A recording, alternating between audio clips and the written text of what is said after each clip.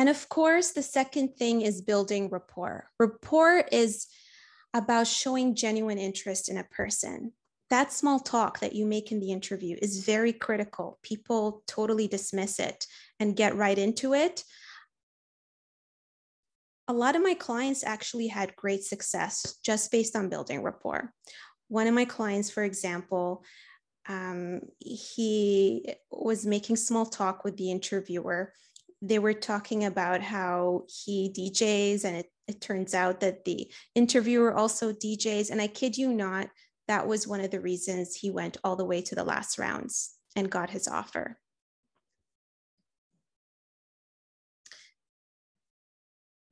When you're building rapport, a tip that I give people is to make the person feel like they're the only person in the room.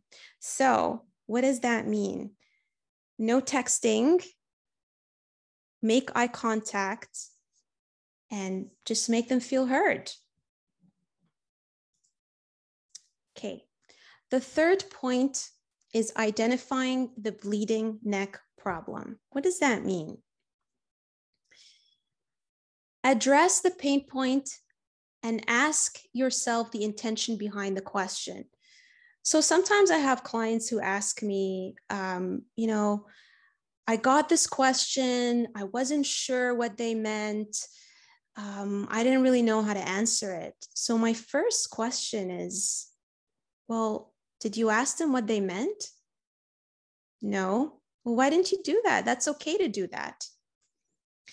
And take your time, think to understand. Example, if a company asks you, what is your biggest challenge? Or tell me about a time where there was conflict. Most likely, the reason they're asking you that question, the intention behind it, is they probably have conflict in their team right now.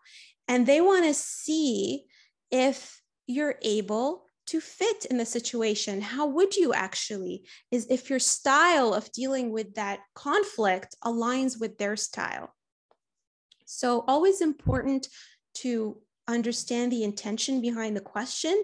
And actually, before you go to an interview, I would take the time to read the job posting and try to figure out, what is this company trying to solve? What is the reason behind my role? And that'll help you a lot when it comes to answering those questions. And even just coming in as a coach, as a guide, asking them, what is this project about? What is your biggest problem? What keeps you up at night? And approaching it as a coach.